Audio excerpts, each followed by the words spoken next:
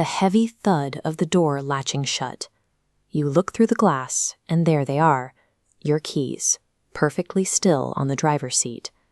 It is a sharp, sinking feeling, triggered by the realization that a single split-second error has stalled your day.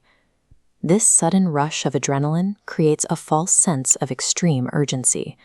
For many drivers, that urgency leads to impulsive and highly destructive decisions within the first 5 minutes of being locked out.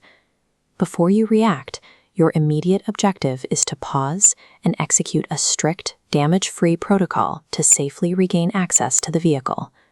Once you are back on the road, your secondary objective will be installing personal fail-safes to guarantee this specific failure never happens again. Resolving a lockout requires a systematic assessment of the situation rather than a physical struggle with the door handle. This matrix breaks down the immediate threat factors you need to check first.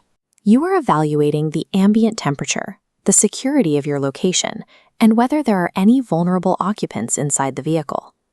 If you are safely parked in a well-lit area without pets or children inside, you are dealing with a standard inconvenience that requires professional roadside assistance. However, if any of those safety threats are present, the situation escalates immediately to a 911 dispatch.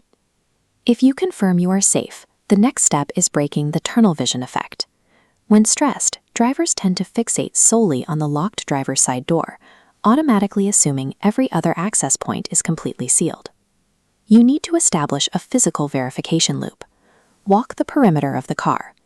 Manually pull every passenger door handle, push the trunk release mechanism, and inspect the windows for gaps.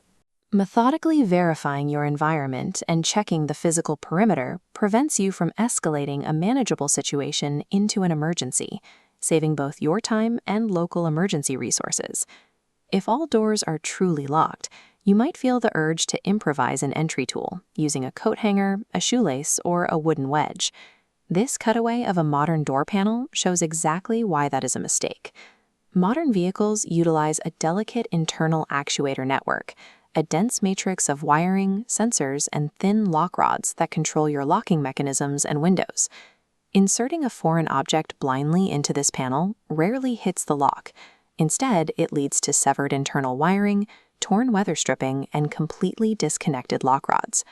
The perceived short-term savings of a DIY hack evaporate immediately when you are forced to pay a mechanic to replace specialized internal door electronics and custom weather seals. Because vehicles are heavily engineered to resist localized physical tampering, requesting specialized professional intervention is the only financially logical way to protect your car. When you contact a professional dispatch team, they need a specific triad of information to reach you: your exact geographic coordinates, the precise make and model of your vehicle, and a brief update on your safety status. Once the technician arrives, you will face an authentication hurdle. There is a strict legal requirement to prove ownership before any professional will bypass a vehicle's security system. As shown in this layout, the security of this process relies on matching the name on your valid driver's license directly with the vehicle's registration. If your identification is locked inside the vehicle alongside your keys, the technician will bypass the lock first and then execute a strict visual verification protocol, watching you retrieve your ID to match the paperwork.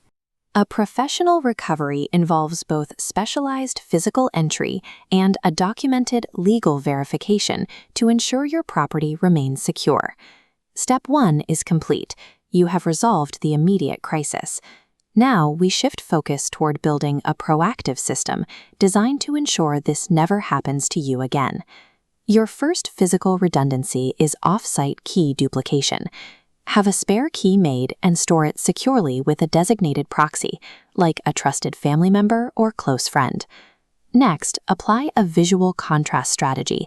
Attach your keys to a large, brightly colored lanyard.